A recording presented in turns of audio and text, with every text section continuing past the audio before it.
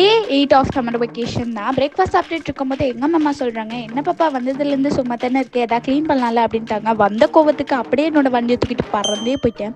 பறந்த வேகத்தில் எல்லாம் பாதி பாதியாக வந்துடுச்சு. ஐயோ ஏன் கடவுளே சோதனை அப்படின்னு சொல்லிட்டு என்னோட தொடைகள் எல்லாம் தோண்டி ஒரு கண்ணாடியை போட்டுக்கிட்டு அம்மா போலே கியா போலே அப்படின்னு ஒரு பாட்டை பாடிக்கிட்டு எல்லாத்தையும் தொடச்சி வைக்க ஆரம்பிச்சிட்டேன். அப்போதான் எனக்கு என்னோட ஸ்கூல் மெமரிஸ் கிடச்சிச்சு. ஐயோ அழகு தேவதை, அழகோ அழகு, இங்கே நீ பற்றம் போல இருக்கே, அவ்வளோ அழகா இருக்கியே, யார் அந்த பெண் அப்படின்னு கேட்டா அது நான் தான். ரொம்ப க்யூட்டாக இருக்குல்ல, அது நான் தான். சின்ன வயசுல ரொம்ப க்யூட்டாக இருந்தேன். அப்படியே என்னோட ஷெல்ஃப் எல்லாம் க்ளீன் பண்ண ஆரம்பிச்சிட்டேன். எவ்வளோ டஸ்ட்டாக இருந்திருக்குன்னு நீங்களே பார்த்துருப்பீங்க. அப்படியே எல்லாத்தையும் அரேஞ்ச் பண்ணி வச்சுட்டு சூப்பர்மேன் மாதிரி ஓடி போய் குளிக்க போயிட்டேன்.